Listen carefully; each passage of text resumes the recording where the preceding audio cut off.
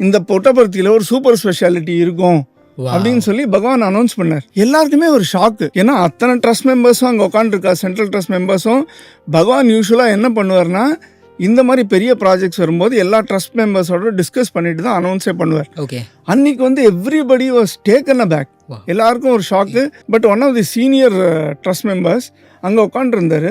சுவாமி அவர்கிட்ட வந்து ஏமி அப்படின்னு கேட்டவுடனே, சுவாமி நீங்கள் பாட்டுக்கு அனௌன்ஸ் பண்ணிட்டே சுவாமி, இதுக்கு லேண்டும் நம்ம செலக்ட் பண்ணலை, இதுக்கு ஒரு 300-400 கோடி ஆகும், அது எங்கேருந்து பரட்ட போகிறோன்னு ஒன்றும் டிஸ்கஸும் பண்ணல, நீங்கள் சொன்னால் அது ட்ரூவாக தான் இருக்கும்னு எல்லாருக்குமே தெரியும், அந்த மாதிரி இதில் நீங்கள் இப்படி அனௌன்ஸ் பண்ணிட்டே சுவாமின்னு ஒரு டவுட் கேட்டார்.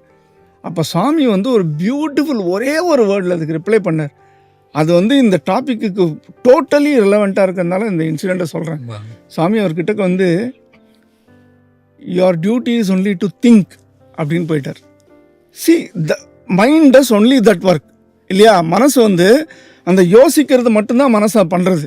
நான் என்ன சொல்கிறேன், இன்னொரு ஸ்டெப்பு நம்ம மேலே ஏறி போய் இதை யோசித்தோம் அப்படின்னா, அவனோட அருள் இல்லைன்னா அந்த யோசிக்கிற தன்மை கூட நம்மளுக்கு சொந்தமாக கிடையாது இல்லையா? அவன் அருளாலே அவன் தாழ் வணங்கின்னு நம்ம மூதையர் சொன்னது வந்து அன்னைக்கு வந்து ரொம்ப பிரத்யட்சமாக எங்களுக்கெல்லாம் தெரிஞ்சுது.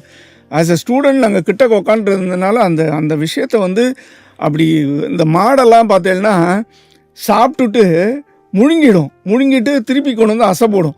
அந்த மாதிரி இந்த இன்சிடெண்ட்டை வந்து அசை போட்டு யோசித்து பார்த்தா ஒரே ஒரு வேர்டு தான் சுவாமி சொன்னார். ஆனால் அது ப்ரெக்னென்ட் வித் மீனிங். அவ்வளோ ஒரு மீனிங் அந்த இதில். Your duty is only to திங்க்ன்ட்டு போயிட்டார். நீ வேறு எதுக்குமே லாயக்கு இல்லை, மிச்சதெல்லாம் நான் பண்ண போகிறேன், உனக்கு என்ன இதில் பெரிய கஷ்டம், யோசிச்சுட்டே அப்படின்ட்டு போயிட்டார்.